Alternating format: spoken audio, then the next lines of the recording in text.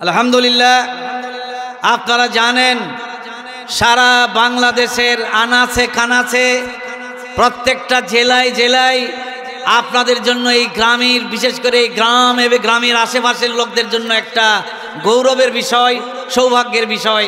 আমার বড় সন্তান আব্দুল হাই মোহাম্মদ সাইফুল্লাহ, আমার ওয়ালিদে মুহতারাম, উত্তরবঙ্গের সুনামধন্য একজন আলেমে দ্বীন এবং একই সাথে উত্তরবঙ্গের সুপ্রাচীন একজন আলোচক, আপনাদের এই গ্রামের কৃতি সন্তান হযরত মাওলানা আনম আকরাম হুসাইন মাদ্দাজিল্লুহুল আলিয়া।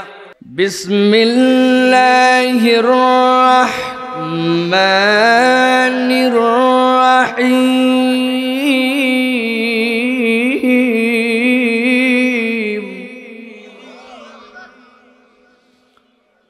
وَإِذْ أَخَذْنَا مِيثَاقَ بَنِي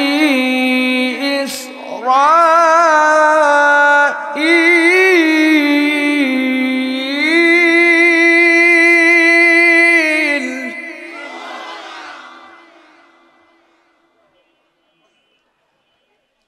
بني إسرائيل لا تعبدون إلا الله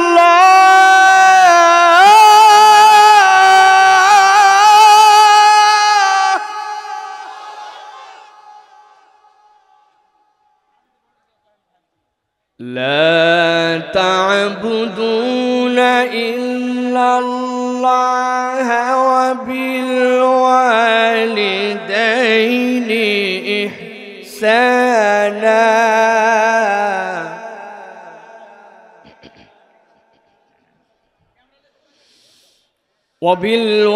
وبالوالدين إحسانا وذي القربى واليتامى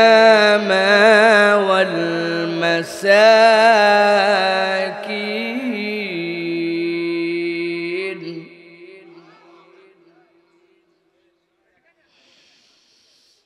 وذي القربى واليتامى والمساكين وقولوا للناس حسنا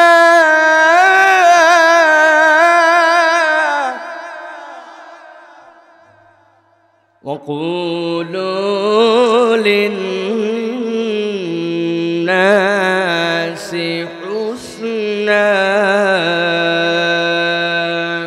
আল্লাহ রাব্বুল আমিন বলছেন, ইয়া আইয়ুহান নাসু ক্বাদ জাআতকুম মাউইযাতুম মির রাব্বিকুম ওয়া শিফাউল লিমা ফিস সুদূর।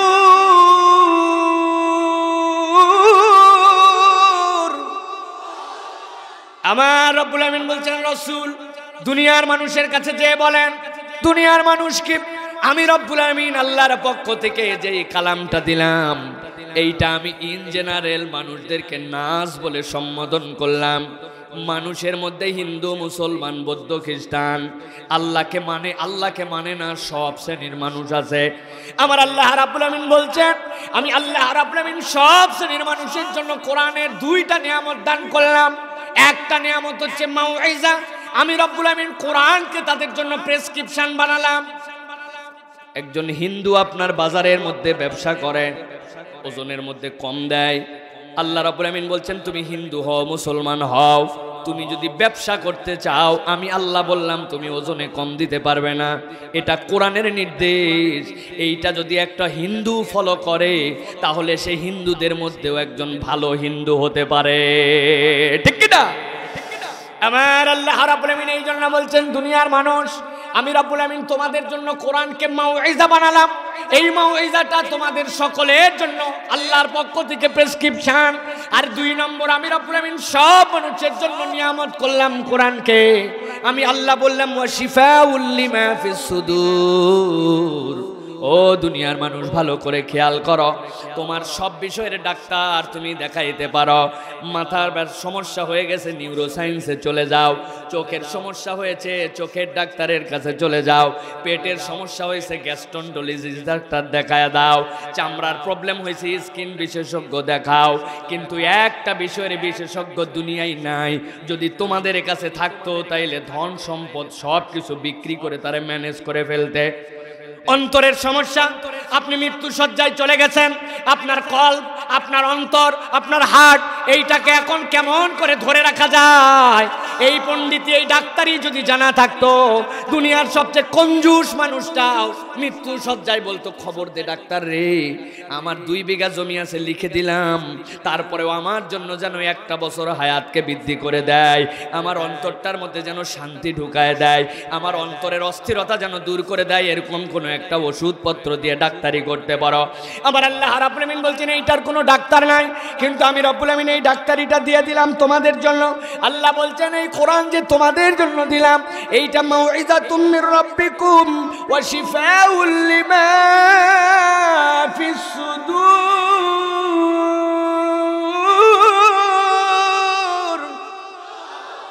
আমি রব্বুল আমিন তোমাদের জন্য এটা অন্তরের শিফা দিলাম, এই অন্তরের প্রশান্তি দিলাম। দুনিয়ার কোনো একটা মানুষ যদি অন্তরের মধ্যে প্রশান্তি পেতে চায়, আমার আল্লাহ বলছেন সে যেন কোরআনের কাছে চলে যায়। নিউজিল্যান্ডের একদল বিজ্ঞানী বলছেন আমরা কতকগুলা হার্ট অনেক বেশি প্রেসার নিয়ন্ত্রণে আসে না, এরকম কতকগুলা রুগীর মাথার কাছে আমরা আল্লাহু আল্লাহু আল্লাহু আল্লাহু আকবার, সুবহানাল্লাহ, আলহামদুলিল্লাহ, এই শব্দগুলি আর কোরআন তেলাওয়াতটা বাজায় রেখেছিলাম। বেচারি মুসলমান নয়, কিন্তু ওই কোরআনের দোটানা, কোরআনের সুর শুনে ওই মানুষগুলার অনেকের নিজেদের মধ্যে যেই প্রেসারের কম বেশি ছিল, সাময়িক সময়ের জন্য এই প্রেসারগুলা পর্যন্ত কোরআন তেলাওয়াতের দ্বারা নিয়ন্ত্রিত হয়ে যায়। আল্লাহু আকবার। এটা হচ্ছে জেনারেল, দুনিয়ার যে কোনো মানুষ কোরআনের কাছে আসলে এটা পেয়ে যাবে। আল্লাহ রাব্বুল আমিন বলছেন কিন্তু ইমানদারদের জন্য আমি রাব্বুল আলামিন 2টা বকশিশ দিতে চাই, 2টা আমি উপহার দিতে চাই। আল্লাহ বলছেন উপহার 2টা কি কি? রাসূল আপনি জানাই দেন, ওয়া হুদাউ ওয়া রাহমাতুল লিল মুমিনিন।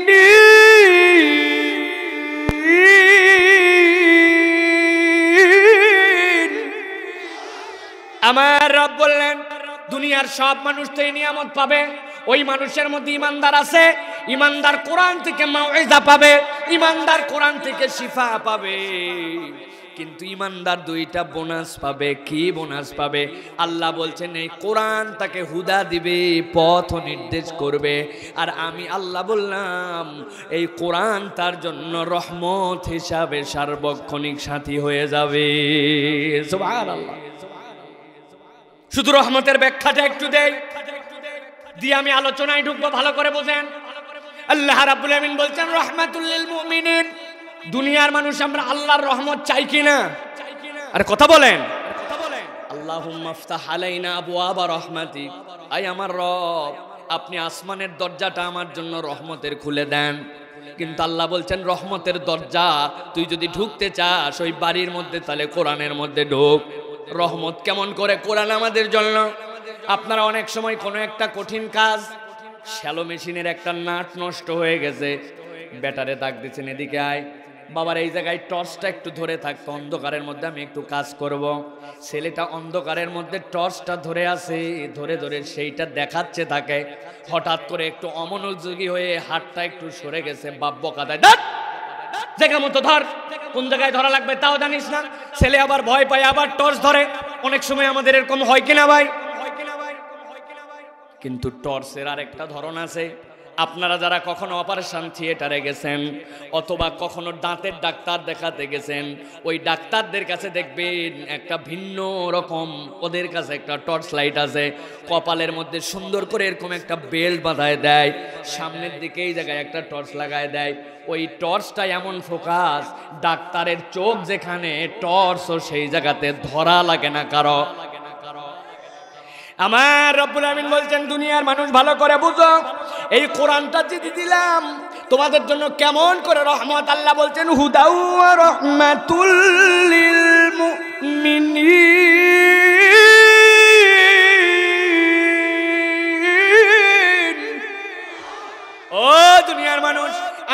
আলামিন যারা কোরআনওয়ালা হয়ে যাবে, যারা কোরআনের কাছে চলে আসবে, তাদের পিছনে পিছনে রহমত এমন ভাবে থাকবে। আমি আল্লাহ বললাম, বান্দা তুই দোয়া করিস, আল্লাহ তুমি আমার জন্য রহমতের দুয়ার খুলে দাও। আর আমি কোরআন তোকে দিয়েছি, একবার যদি কোরআন ধরতে পারিস, রহমতটা তোর সাথে ওই কপালের মধ্যে যেরকম লাগানো ওই রকম করে তোর সাথে ঘুরতে ঘুরতে থাকবে।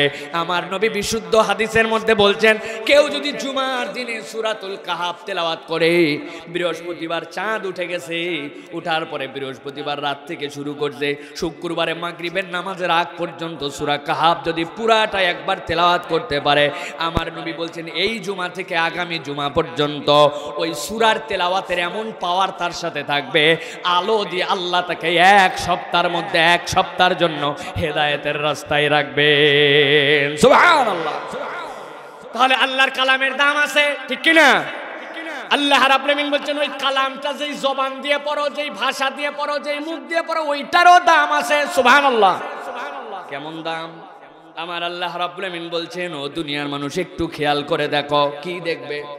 আল্লাহ বলছেন, আর রহমানু আল্লামাল কুরআন খালাকাল ইনসানা আল্লামাহুল বায়ান। ও দুনিয়ার মানুষ, যারা উলামায়ে কেরাম তারা বুঝবেন, আলিল্লাহি আসমাউল হুসনা, নিশ্চয় আল্লাহ রাব্বুল আমিনের সুন্দর সুন্দর নাম আছে। আল্লাহ নবী বলে গেছেন 99টা নামের কথা হাদিসের মধ্যে। আমার আল্লাহর নবী আল্লাহ রাব্বুল আমিনের জাতের নামও আল্লাহ বলে গেছেন। মুফাসসিরিনে কেরাম বলছেন, আল্লাহর জাতের নাম কেবল একটা নয়, আল্লাহর জাতের আরেকটা নাম আছে। আল্লাহর জাতের আরেকটা নাম হচ্ছে রহমান। কেমন করে আল্লাহ রাব্বুল আমিন এই ঘোষণাটা দিলেন? পুরা কোরআনুল কারীমের মধ্যে অনেক আয়াতের শুরুর মধ্যে আর রহমান শব্দ এসেছে, কিন্তু পুরা কোরআনের কোন একটা সূরা শুরু হয় নাই রহমান দিয়ে। কাফের মুশরিকরা যখন নবীজির কাছে এসে বলল, এই যে লাত দেখছো, হ্যাঁ কি কাজ করে বলো তো? বলে আমাদের যখন কারো অসুস্থ হয় ওর কাছে যাই, দেখতে কেমন, এইরকম এরকম মানাত, দেখছো দেখতে কেমন, কোন জায়গায় থাকে, কি করে? বলে আমাদের ব্যবসাতে যাওয়ার সময় যার বিপদে পড়ে তার কাছে যাওয়া লাগে। লাতুজ্জামানাত কোথার থেকে আসছে কি সব পরিচয় তো জানি। তুমি যে বারবার বলো লা ইলাহা ইল্লাল্লাহ, আল্লাহ আল্লাহ, ওই আল্লাহর পরিচয়টা আমাদেরকে একটু জানাও তো। আমার আল্লাহ রাব্বুল আমিন গভীর মনোযোগ, ভালো করে খেয়াল করেন। আমার আল্লাহ রাব্বুল আমিনের পরিচয় কি দিচ্ছেন বলেন তো ভাই? দুনিয়ার বুকে কেউ যদি তার পরিচয় দিতে চায়, সে কি তার দুর্বলতার পরিচয় দেয় নাকি সবলতার পরিচয় দেয়? একজন চেয়ারম্যান হইছে, ওই চেয়ারম্যান কোন সন্তানের বাপ, মেয়ের জামাই, কারো বিয়াই, হয়তো দোকানের ব্যবসায়ী, কোনো একটা প্রতিষ্ঠানে চাকরি করে, নানান জব আছে, কিন্তু কোনোটার পরিচয় দেয় না উনি কে, বলে চেয়ারম্যান সাহেব, বলে কিনা? হুজুরের অনেক পরিচয় আছে, আরো ব্যবসা করে ও করে, কিন্তু হুজুর পরিচয় দেয় কি খতিব অমুক জায়গা, মানে ওটাই তার সবচেয়ে সম্মানিত পরিচয়। দুনিয়ার মানুষের যেই পরিচয়টা সবচেয়ে সম্মানিত, সবচেয়ে পাওয়ার, ওই পরিচয়টাই দুনিয়ার মানুষ দেয়। আমার নবীর কাছে জিজ্ঞাসা করলো তোমার আল্লাহকে, তার পরিচয় কি দাও তো? আল্লাহ রাব্বুল আলামিনের নাম আছে কাহার, আল্লাহর নাম আছে রাজ্জাক, আল্লাহর নাম আছে আজিজ, আল্লাহর নাম আছে কওয়ি, আল্লাহর নাম আছে কাহার, আল্লাহর জব্বার, কত বড় বড় নাম। কিন্তু রব্বুল আমিন বান্দাদের জন্য নিজের পরিচয় দিচ্ছেন। আল্লাহ বলছেন, রাসূল আপনি যে পরিচয় তুলে ধরেন, আর রহমানু আল্লামাল কুরআন,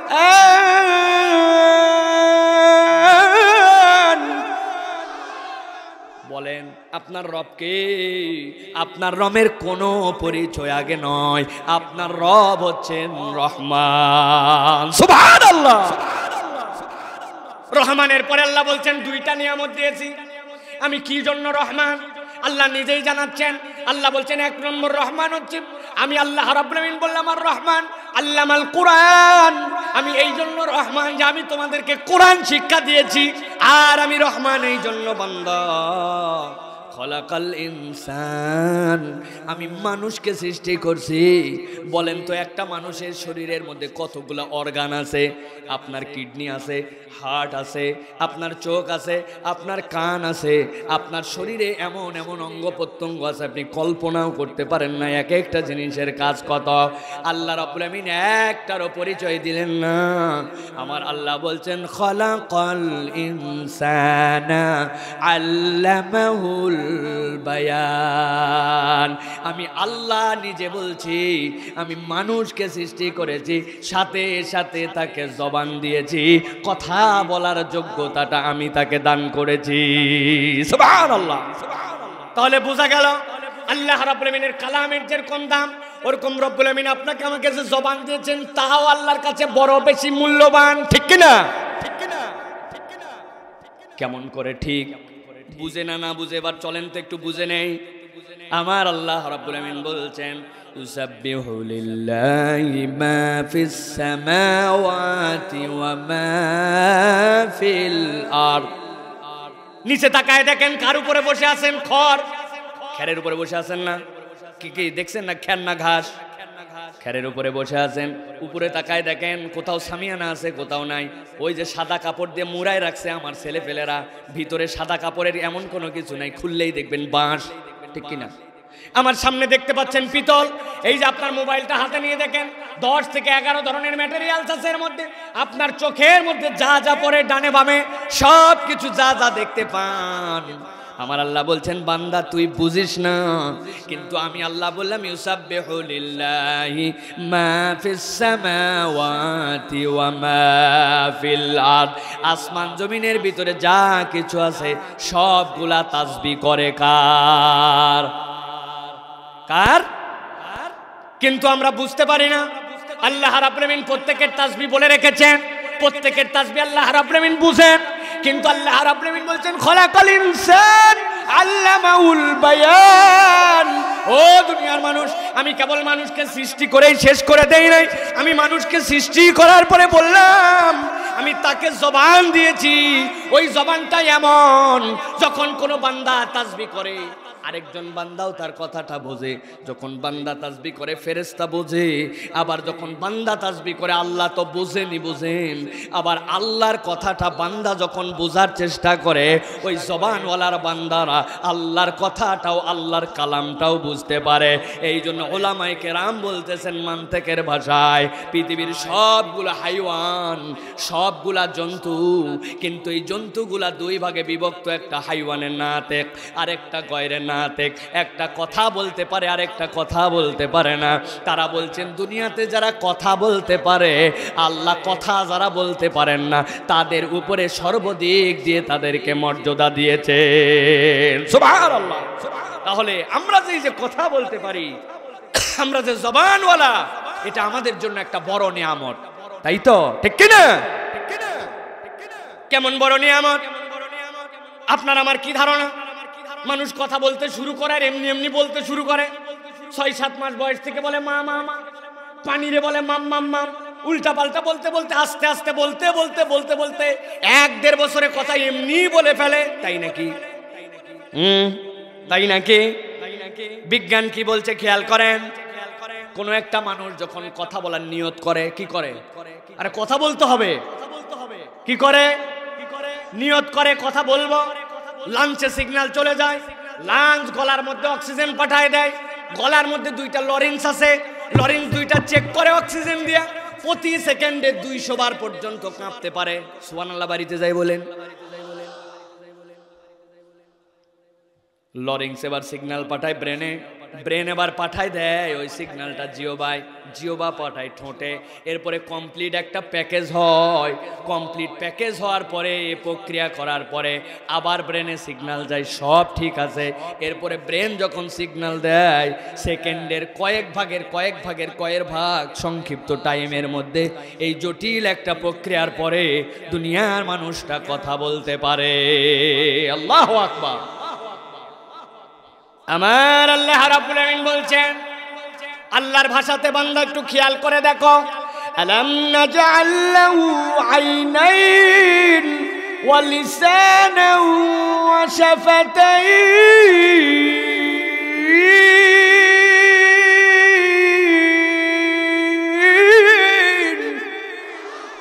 ও দুনিয়ার মানুষ তাকা তাকা বেটা কোথায় তাকাবি চোখের দিকে তাকা কেন আল্লাহ বললেন চোখের দিকে তাকা আল্লাহ যুবকদেরকে বোঝানোর জন্য বলছেন আমার যতটুকু মনে হয় সাইফুল্লাহ ভাই আসেন আপনার সাথে একটা সেলফি দিল ওরে 5 বার 6 বার চাপ দিলাম ছবি ওঠে না গাধা তোর মোবাইল ভুল হয়ে গেছে তাড়াতাড়ি মেমোরি থেকে ডিলিট কর সরি মোবাইল হাতে নিছে 128 জিবি কিন্তু ডিলিট করা লাগে মোবাইল আর ছবি ওঠে না এই যুবকরা বলো তো আমাদের হয় কিনা এরকম কথা বলো হয় কিনা হয় আমাদের মোবাইলের মধ্যে ভিডিও করতে লাগছে আর হঠাৎ করে আর মেমোরি কাজ করে না আমি আপনাদের এই চাট খৈরের সম্মানিত যারা এই মাহফিলে আসছেন তাদের কাছে জিজ্ঞাসা করি বলেন তো আপনাদের এই বগুড়া অঞ্চলে এই অঞ্চলে কোনোদিন এরকম কোনো সিগন্যাল পাইছেন কিনা হঠাৎ করে একটা মুরব্বী একদিন ঘুমের থেকে উঠছে উঠার পরে দেখে কে জানি কানে কানে তার বলতেছে হ্যাপি বার্থডে টু ইউ চাচা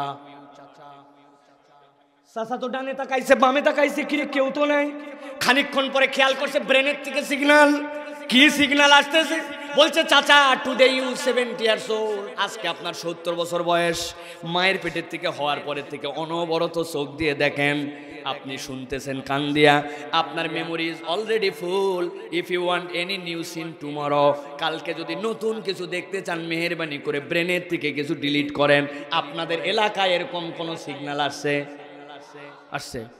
100 বছর হলে আসবে 200 বছর বিজ্ঞান কি বলছে শুনেন বিজ্ঞান বলছে if any human being alive in this universe 1000 years যদি কোনো একটা মানুষ এই দুনিয়ার বুকে 1000 বছর বাঁচে আর not a single second sleep সে যদি 1 সেকেন্ডও না ঘুমায় অনবরত যদি তার চোখ দিয়ে দেখতে থাকে আর কান দিয়ে শুনতে থাকে দয়াময় রহমান তার ব্রেনের মধ্যে এত পরিমাণ মেমোরি সেট করছেন 1000 বছর বেঁচে অনবরত দেখে ওই বান্দা ব্রেনের 5% মেমোরি খরচ করার যোগ্যতা রাখে না আমার আল্লাহ রাব্বুল আলামিন বলছেন আলাম নাজআল লাহু আইনাইন ওয়া লিসানান ওয়া শাফাতাইন ওয়া হাদাইনাহু নাজদাইন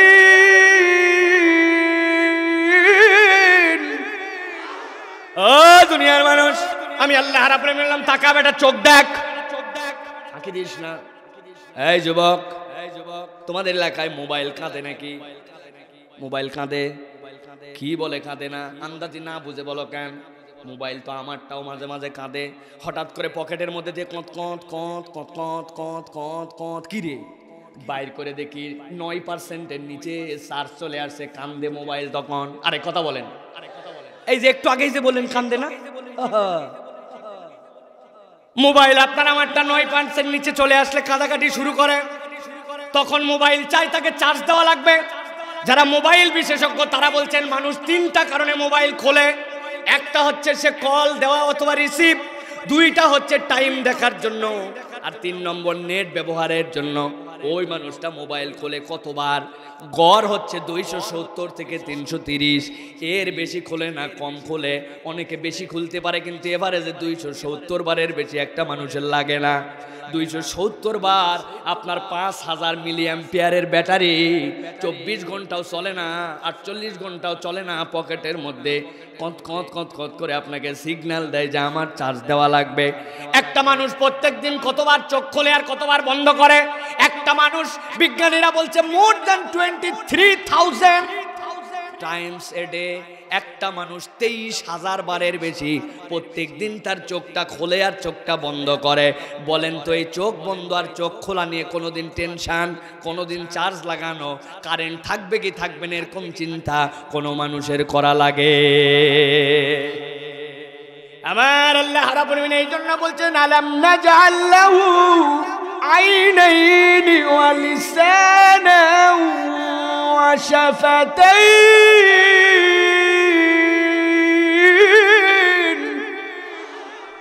ও দুনিয়ার মানুষ আমি রব্বুল আমিন তোর জন্য বললাম আমি তোরে 2টা চোখ দিছি আর আমি রব্বুল আমিন তোর জন্য বললাম ওয়া লিসানান ওয়া শাফাতাইন আমি বান্দা তোর জন্য অনন্য দুইটা অর্গান দিয়েছি, তোর জন্য একটা জিহ্বা আর তোর জন্য দুইটা ঠোঁট দিয়েছি। যাদের ঠোঁটের শুকরিয়া করার উচিত মনে করেন তারা চিৎকার করে বলেন সুবহানাল্লাহ। ভালো করে খেয়াল করেন। এবার পিছন দিকে যাব একটু।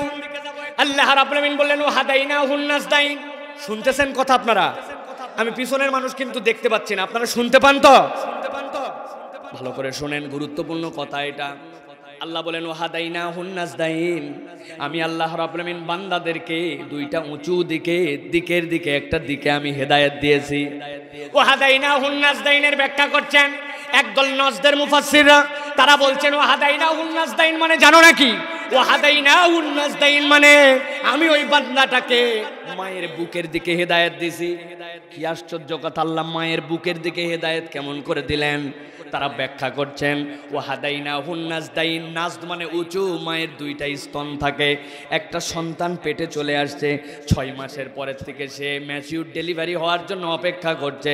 আমার আল্লাহ নাভির সাথে নাভি লাগায় খাওয়ায়, আবার মায়ের বুকের মধ্যেও আল্লাহ দুধের সাপ্লাই আস্তে আস্তে রক্ত থেকে ভেঙে ভেঙে মায়ের থেকে পেট পাঠায়। মায়ের বুকটা আস্তে আস্তে উঁচু হতে শুরু করে। আল্লাহ এরপরে দুইটা নিপিলের মধ্যে 32 64টা ছিদ্রের মুখগুলো আস্তে আস্তে খুলতে শুরু করে। বাচ্চাটা কেবল পেটের থেকে বেরিয়ে আসছে, আসার পরে প্রস্রাব চিনে না, পায়খানা চিনে না, ওই বাচ্চাটা শীত চিনে না, গরম চিনে না, ভালো মন্দ কিচ্ছু জানে না, আগুন চিনে না, পানি চিনে না। বাচ্চা কাঁদতে শুরু করছে ওয়া ওয়া ওয়া ওয়া। ধাত্রীমা যারা থাকেন, নার্স যারা থাকেন, নানি দাদি যারা থাকে, সাথে সাথে মায়ের তো কষ্টের সময় ওইটা, মায়ের বুকের কাছে আস্তে আস্তে করে বাচ্চাটাকে নিয়ে যায়। যেই না বুকের কাছে যায়, বাচ্চাটা হা করে করে খুঁজে খুঁজে মায়ের স্তন চুষতে শুরু করে দেয়।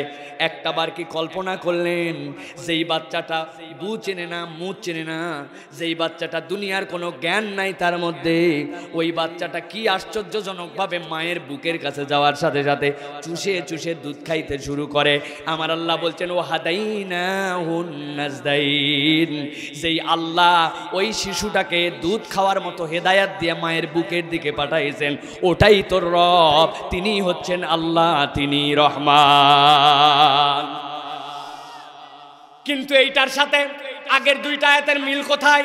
আল্লাহ রাব্বুল আলামিন যে বললেন ওয়া লিসানু ওয়া শাফাতাইন, এটার মিল কোথায়? মুফাসসিররা বলছেন এইটার মিল তো সবচেয়ে বড়। কোনো একটা বাচ্চা দুনিয়ায় এসে গেছে, আসার পরে ওই বাচ্চাটা মায়ের বুকের থেকে দুধগুলা চুষে চুষে খেতে চায়। কিন্তু আপনি একটু কল্পনা করেন তো ভাই, এই দুইটা ঠোঁট আর জিহ্বা যদি না থাকতো, আপনি আমি কোনোভাবেই কি মায়ের দুধ চুষে খাইতে পারতাম?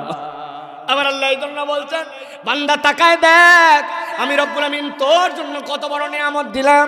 আমি রব্বুল আমিন তোর জন্য চোখ দিলাম, তোর জন্য ঠোঁট দিলাম, তোর জন্য আমি রব্বুল আলামিন আমি দয়া করে তোকে মায়ের বুকের দুধ খাওয়ার মতো হেদায়েত দিলাম। এটাই একটা ব্যাখ্যা। আরেক দল মুফাসসির বলছেন ও দুনিয়ার মানুষ, রব্বুল আলামিন তোমার জন্য যে জিহ্বার ঠোঁটটা দিলেন, মানুষ যখন কথা বলতে চায়, ওই কথা বলার জন্য ঠোঁট আর জিহ্বা তার থেকে দামি আর গুরুত্বপূর্ণ অন্য কোনো অঙ্গ নাই। প্রমাণ হোক, হোক দিব, প্রমাণ দিব। ধরেন দুইটা ঠোঁট টেনে ধরেন নিজেদের দুই দিকে দিয়ে, ওর বলেন তো আমার সোনার বাংলা, আমি তোমায় ভালোবাসি। কত মজা। নিজের নামটা বলেন আব্দুল জব্বার প্রামাণিক, নাম আউলায় যাবে। ঠোঁট নাই বাদি দিলেন, এবার জিহ্বাটা ধরেন তো টাইনে, জিহ্বাটা থামায় দিয়ে এবার বলেন তো আমার সোনার বাংলা কেমন শোনা যায়?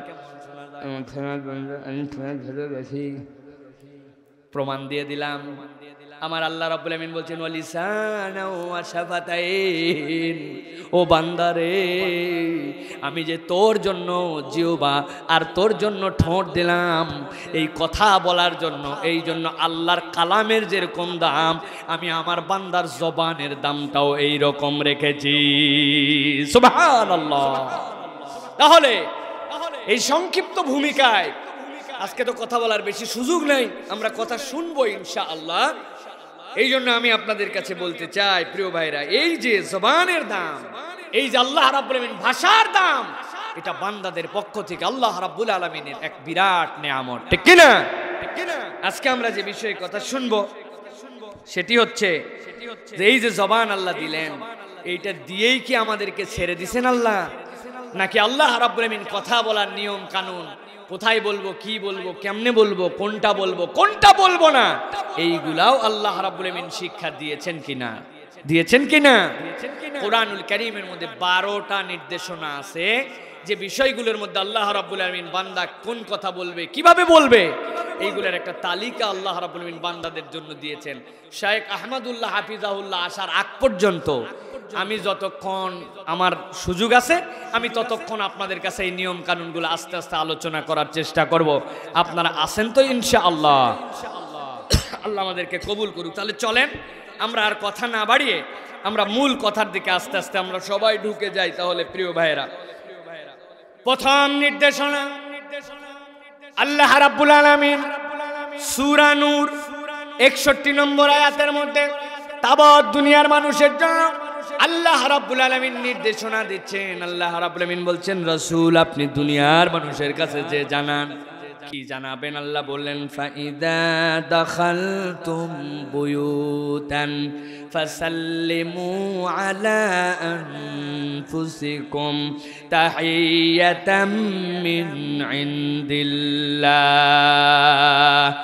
আবার আল্লাহ রাব্বুল আলামিন বললেন, রাসূল একটা পিওর নির্দেশনা আপনার উম্মতকে শোনায় দেন। ফাইদা দাখালতুম বুয়ুতান, দুনিয়ার কোন মানুষ যদি তার নিজের গৃহে প্রত্যাবর্তন করে, নিজের গৃহে আবার ফেরত আসে, আসার পরে এসে কোন রকম ঢক ঢক ঢক ঢক ডাক দেওয়া, কলিং বেল চাপা, উমুকের বাপ তুমুকের মা এরকম করে সম্বোধন করার আগে আমি আল্লাহ তার জন্য নির্দেশ দিলাম, দুনিয়ার মানুষ জবান যখন খুলবে তার বাড়িতে ঢোকার আগ মুহূর্তে যেন সে সালাম দিয়ে তারপরে তার বাড়িতে প্রবেশ করে। আল্লাহু আকবার। জবান দিলেন যে আল্লাহ, সেই আল্লাহ রাব্বুল আলামিন এই নির্দেশ দিচ্ছেন। আমরা অনেক সময় ভেবে বসতে পারি এর মধ্যে এমন কি অসাধারণত্ব আছে, এর মধ্যে এমন কি অভিনবত্ব, আর এর মধ্যে কি নতুন বিষয় আছে। আমার আল্লাহ বলছেন জানায় দেন রাসূল, এর মধ্যে 3 ধরনের নিয়ামত আছে। আল্লাহর রাসূলের প্রতি আয়াতে কারিমা আসলো, তাহিয়াতাম মিন ইনদিল্লাহি মুবারাকাতান তাইয়্যিবা। নিশ্চয় এর মধ্যে আল্লাহ রাব্বুল আলামিনের পক্ষ থেকে এটা সুভাশিস, আল্লাহর পক্ষ থেকে এটা হাদিয়া, এর মধ্যে তোমাদের জন্য বরকত, আর এর মধ্যে তোমাদের জন্য পবিত্রতা আছে। দুনিয়ার মানুষের একটা কথা সব সময় মাথায় ধরে রাখতে হবে, আপনি আপনি আপনি আমি আমার মুখ দিয়ে যেই সালাম দেই, এই সালামটা আপনার আমার কথা নয়, এটা আল্লাহ রাব্বুল আলামিনের কথা বান্দার মুখ দিয়ে উচ্চারিত হয়। সুবহানাল্লাহ। কিয়ামতের দিনে যখন বান্দারা চলে যাবে, আল্লাহ রাব্বুল আলামিন যখন সাহাবীদের আল্লাহ রাব্বুল আলামিন যখন ফেরেশতাদেরকে বলে দিবেন, ফাম্মা মান উতিয়া কিতাবাহু বিয়ামিনি, যাদের ডান হাতে আমলনামা চলে আসবে, আল্লাহ বলছেন এইটার একটা আনন্দ আছে, আমলনামা পাওয়ার সাথে সাথে বুঝে ফেলবে এরা জান্নাতের অনুগামী। আল্লাহ বলছেন ওয়ায়ানকালিবু ইলা আহলিহি মাসরুরা, আপনাদের এলাকায় যখন গরুর বাচ্চা বিয়ায়, গরুর বাচ্চা হয়ে যায় 3 দিন 4 দিন 5 দিন, এরপরে গরুর বাচ্চার মনে হয় মাথা খারাপ, কি দৌড় লাগায়, কখনো চলে যাচ্ছে ঘরের মধ্যে, বিছনার উপরে, পালার মধ্যে, বাথরুমের ভিতরে, ঠিক কি না? দৌড় দেয় কিনা? ওর নতুন একটা দুনিয়ার আনন্দ পেয়ে যায়। আমার আল্লাহ বলছেন ওয়ায়ানকালিবু ইলা আহলিহি মাসরুরা, যেই না মানুষ ডান হাতে আমলনামা পাবে দৌড় দিবে, তারা দৌড় দিয়ে পরিবারের কাছে যে বলবে, দেখ দেখ দেখ আমাকে আল্লাহ রাব্বুল আলামিন ডান হাতে আমলনামা দিয়েছেন। ফেরেশতারা ডাক দিবে, আল্লাহর বান্দারা ওদিকে নয় এদিকে আসো, এদিকে আসো, আমার আল্লাহ তোমাদের কাছে একটা বার্তা পাঠাইছেন। ফেরেশতারা বলতে শুরু করবে সাথে সাথে, সালামুল কওলাম মির রাব্বির রাহিম।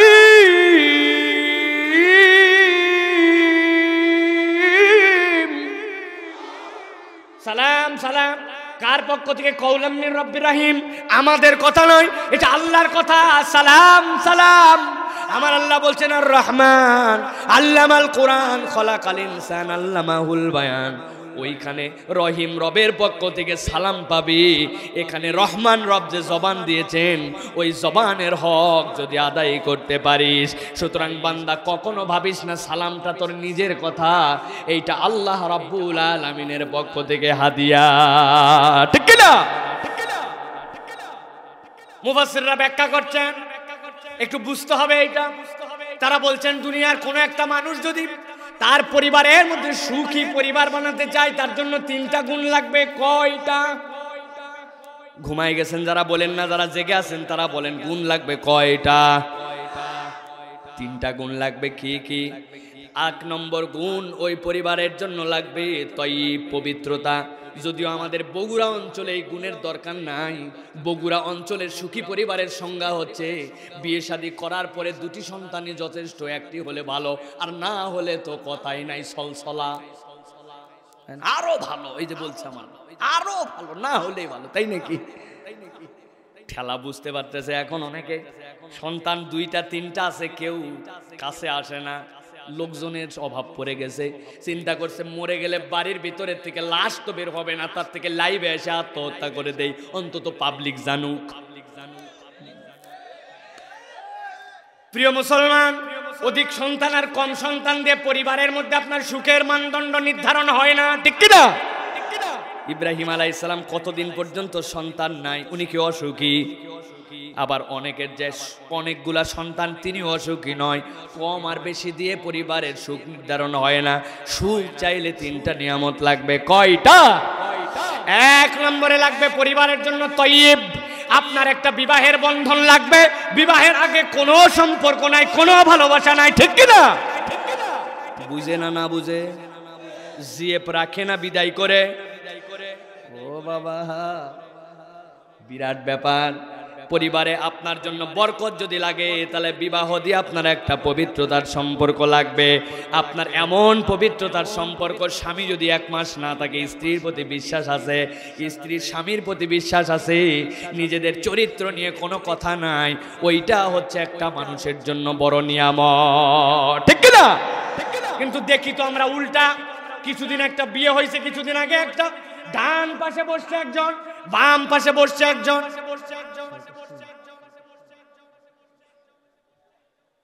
আলহামদুলিল্লাহ, লিল্লাহে তাকবীর, লিল্লাহে তাকবীর। শেখ আহমদুল্লাহর আগমন ইসাকের পক্ষ থেকে, বগুড়াবাসীর পক্ষ থেকে, মাহফিলের পক্ষ থেকে লিল্লাহে তাকবীর। আলহামদুলিল্লাহ, আমাদের শেখ আহমদুল্লাহ হাফিজাহুল্লাহ চলে আসছেন আমাদের ইনশাআল্লাহ। জি জি, নেওয়াতুল্লাহ একটা চেয়ার দিতে হবে আব্বার জন্য। হ্যাঁ, সাহেব নূর ভাই আসেন, নূর ভাই আসেন, নূর ভাই নিচে নিচে বসবে। নূর ভাই আসেন, নূর ভাই কাশ, আরেকটা বসেন সবাই, বসেন সবাই। আর দরজাটা বন্ধ করে দেন, আমাদের মাহফিলের মূল গেট বন্ধ করে দেন, আর নতুন কোনো লোককে ঢুকতে দেওয়া হবে না। যারা এই যে পান, বিভিন্ন দোকান পাট, জিলাপি এইগুলা খাচ্ছে, এইগুলা লোক এখানেই থাকবে, আর কোনো লোক ঢুকবে না। দরজা বন্ধ করেন, আমাদের ছেলেপেলের দরজায় দাঁড়ায় যাও, আর কোন নতুন লোক নেওয়া হবে না। আপনাদেরকে অনেকক্ষণ দেখেছি আমরা, এখানে যা লোক তার থেকে বেশি বাহিরে লোক আছে কিনা? বহু চেষ্টা করছি ভাই আমরা এই মাহফিলকে সুশৃঙ্খল করার জন্য। আমরা কোনোভাবেই যেন দোকানপাট না বসে, মেলা না হয়। সাধ্যের মধ্যে ছেলেরা এলাকার মানুষের শত্রু হয়ে গেছে। আল্লাহ রাব্বুল আমিন তাদেরকে মেহনত যেটা করছে আল্লাহ কবুল করুক, বলেন আল্লাহুম্মা আমিন। আলহামদুলিল্লাহ, আমি কথা এক্ষুনি শেষ করে দিচ্ছি। শেখ আহমদুল্লাহ আপনাদের কাছে কথা নিয়ে আসবেন ইনশাআল্লাহ। প্রিয় ভাইয়েরা, জি জি জি জি, বলতেছি দাঁড়ান। জি জি, আমি শেষ করে দিচ্ছি, দাঁড়ান, কথা বলেন না ভাই, আপনারা কথা বলেন না। ইনশাআল্লাহ আমি শেষ করতেছি। তাহলে পরিবারের জন্য বলেছিলাম 3টা নিয়ামত লাগবে। কয়টা? জোরে বলেন কয়টা? কিন্তু আমরা দেখতে পাই তাইয়েব আমাদের ফ্যামিলির মধ্যে নাই। তাইয়েব আমাদের এখন আইডলও না। আমাদের আইডল কোনগুলা? বিয়ের সময় বসছে এই জায়গায়, পাশে বসাইছে আরেকজনকে, এই বসানোর পরে ওই পাশে বসছে দুইটা চারটা বাচ্চা কাচ্চা। এখন লোকজন জিজ্ঞাসা করছে, হাজবেন্ডরেও চিনলাম, ওয়াইফরেও চিনলাম, পাশে কারা? বলে পাশে এদের বাচ্চা কাচ্চা। তো এই বাচ্চা কাচ্চা নিয়ে বিয়ে করতে আসছে কেন? এদের মধ্যে মহব্বত হয়ে গেছিল 10 বছর আগে, এরপরে এরা 10 বছর পরে বাচ্চা কাচ্চা হয়েছে, হওয়ার পরে নিয়ত করছে যে এখন তো আর এমনি এমনি থাকা যায় না, এখন একটু বিয়ে শাদী করা দরকার। এই জন্য এই বাচ্চা কাচ্চা 4টা নিয়ে বিয়ে করতে আসছে। এরকম বিয়ে যে করছে সেই লোকগুলো আবার হচ্ছে আমাদের অনেকের আইডল। এখন কিছুদিন পরে তার জার্সি আমাদের পিঠে আর তার দেশের পতাকা আমাদের ঘরে উঠবে, আছে কিনা? চিনছেন রোনাল্ডোকে? যুবক, লজ্জা হওয়া দরকার। মুসলমানকে আল্লাহ যেখানে তাইয়্যিব গ্রহণ করতে বলেছেন, সেখানে যারা অপবিত্র তাদের মতো ব্যক্তিত্বরা মুসলমানের সন্তানের কখনো আইডল হতে পারে না, ঠিক কিনা? সুতরাং 1 নম্বর লাগবে তাইয়্যিব, 2 নম্বরে আমাদের পরিবারের জন্য লাগবে মুবারাকা, আমাদের জন্য বরকত লাগবে। বরকতটা বলে আমি শেষ করব, ভালো করে খেয়াল করেন। আমাদের অনেকের ধারণা বরকত আমরা যেইটা মনে করছি টাকা পয়সা, ওই বড় বড় বিল্ডিং, বিশাল কোম্পানির মধ্যে বোধহয় বরকত খুঁজে পাচ্ছি আমরা, এরকম ভাবি আমরা।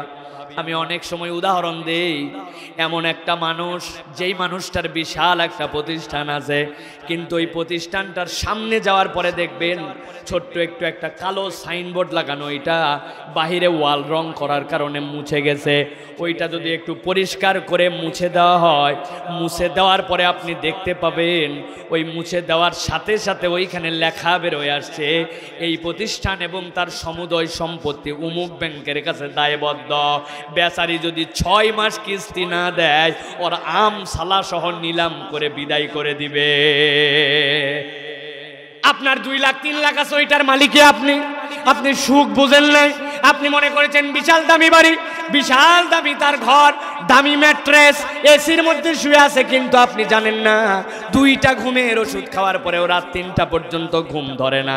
আর কাউরান বাজারে মাথার থেকে টুকরি নামায়া আইল্যান্ডের মধ্যে ফেলে ওই কোমরের গামছাটা রাখছে, কারণ ট্রাক আসার কথা রাত্রি 3টায়।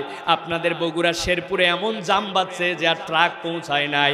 বেচারি কি করবে, আইল্যান্ডের মধ্যে ডালিটা রেখে মাথার গামছা দিয়ে ঘুমায় গেছে। ডান পাশ দিয়ে 10 টনের ট্রাক যায়, বাম পাশ দিয়ে 10 টনের ট্রাক যায়, ওর ঘুমের কোনো ডিস্টার্ব নাই। আর এসি রুমের মধ্যে দামি খাটে শুয়ে 2 খান ওষুধ খাওয়ার পরেও রাত 3টা বাজে কাটা মুরগির মতো তরপায়, এমন লোক আছে কিনা? আমার আল্লাহ রাব্বুল আমিন এই জন্য বলছেন, ও দুনিয়ার মানুষ ভালো করে বুঝো, তাহিয়াতাম মিন ইনদিল্লাহি মুবারাকান তাইয়্যিবা কাযালিকা ইউবাইনুল্লাহু লাকুমুল আয়াতি লাআল্লাকুম তাকিলুন।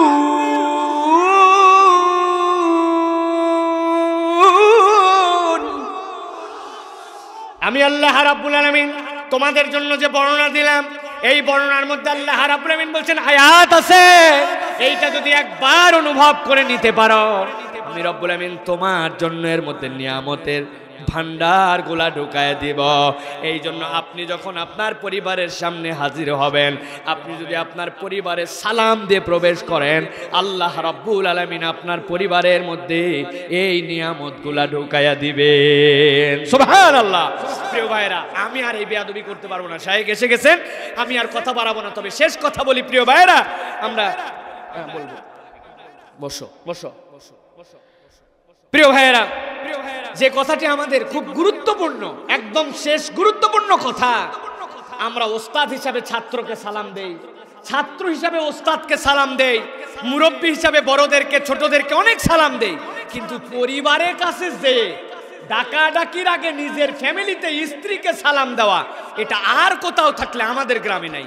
কারণ আমাদের গ্রামের লোকের একটা লজ্জা বলে কথা আছে, ঠিক কিনা?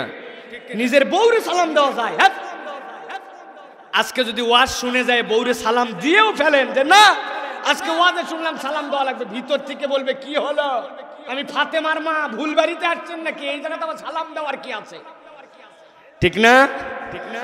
প্রিয় ভাইয়েরা, এইটা আমাদের আর করতে যাওয়া যাবে না। আমাদের আজকের থেকে শপথ নিতে হবে, পরিবারে বরকত হইলে কলিং বেল চাপার আগে, ডাকার আগে, কেউ শুনুক বা না শুনুক, আপনাকে আমাকে সালাম দিয়ে ঢুকতে হবে, ঠিক কিনা? 2 নম্বর, সালামটা বিশুদ্ধভাবে দিতে হবে। আমরা সালামের প্র্যাকটিসটা দুইভাবে ভুল করি। একটা অতিমাত্রায় শিখছে তো এমন বলে আসসালামু আলাইকুম রহমতুল্লাহ বারাকাতুহু মাগফিরাতু ওয়া জান্নাতু রিদওয়ানান কাসিরান কাসিরান ফাকফির। ওরে বাবা দুপচাচিয়া পার, এত দূর না। আসসালামু আলাইকুম রহমতুল্লাহ, উত্তর যে দিবে ওয়া আলাইকুম আসসালাম রাহমাতুল্লাহ। সালাম আলাইকুম নামে কোনো সালাম নাই, আছে? নবীজি একমাত্র ক্ষেত্রে একদম বদদুয়া শিখাইছেন। আয়েশা রাদিয়াল্লাহু তাআলা না বললেন ইয়া রাসূলুল্লাহ, ওরা এসে বলে আসসালামু আলাইকুম ইহুদিরা। আরেকটা কথাও বলে ইয়া মুহাম্মদ রাইনা, রাইনা মানে আমার দিকে তাকাও। কিন্তু মুফাসসিররা ব্যাখ্যা করছেন রাইনা মানে তাকাও না, ইহুদিরা রাইনা মানে বলতো বোকা। রাইনা মানে কি? আমাদের বগুড়ার লোক বুঝবে না। বগুড়ার এক লোক গেছে চট্টগ্রামে, যাওয়ার পরে চট্টগ্রামে এখন কৃষি অফিসার হিসাবে গেছে, যায় কৃষকদেরকে মাঠের মধ্যে যায় বলছে ও ভাই তোমাদের ধান কেমন হয়েছে? চট্টগ্রামের লোক বলছে স্যার আমাদের ধান গম হয়েছে। বলছে বেকুব নাকি রে বেটা, ধান গম হয় কেমন? বলে না স্যার বিশ্বাস করেন এবার আমাদের ধান খুব গম হয়েছে। একজন পাশেরতে বলছে যে স্যার আসলে এখানকার মানুষের গম মানে ভালো, কেনাসন বললে বলে গমাসি, গমালি মানে ভালো, মানে ওরা বুঝাইতে চাইছে যে খুব ভালো ধান হয়েছে, এই জন্য বলছে গম হয়েছে। তো এক এক দেশের কথা এক এক রকম। ইহুদি বলতো রাইনা, তার মানে মুহাম্মদ বোকা। আল্লাহ বলছেন লা তাকুলু রাইনা ওয়া কুলু উনজুরনা। ইহুদিরা যখন বলল আসসালামু আলাইকুম, নবীজি শিখাই দিলেন তুমি বলো ওয়া আলাইকুম। ও যদি তোমার মৃত্যু কামনা করে তুমিও বলো মৃত্যু কামনা। সুতরাং ভুল সালাম দিলে শুধরাই দিতে হবে, এটার বিশুদ্ধ উত্তর দেওয়া যাবে না, ঠিক কিনা? আর 3 নম্বর সমস্যা যেটা আমাদের ভাই, চেয়ারম্যান সাহেব নির্বাচনের আগে অনেক সালাম দিছে আসসালামু আলাইকুম আসসালামু আলাইকুম।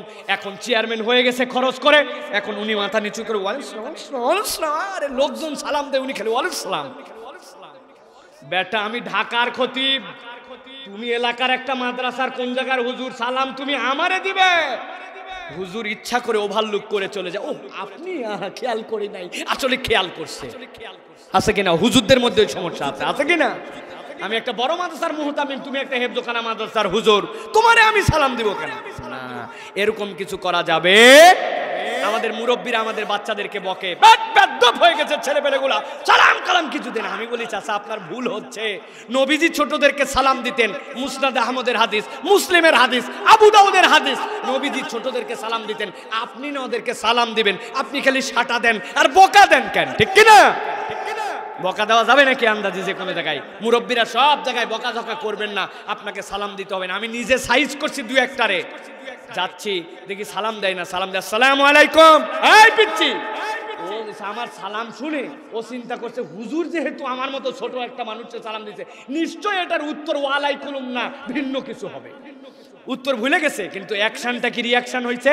পরের দিন আমি ওই দিক দিয়ে মোবাইল নিয়ে যাচ্ছি, হঠাৎ করে ও খেয়াল করছে আগের দিন হুজুর সালাম দিয়ে গেছে।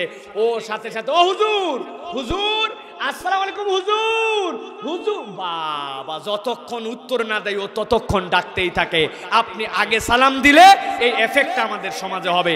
অযথাই খালি যারে তারে বেদব বলে বকা দিয়েন না। আমাদের অনেক মুরব্বীর জ্বালায় তো মসজিদে মুসল্লি, বাচ্চা মুসল্লিরা আসে না, আসে না।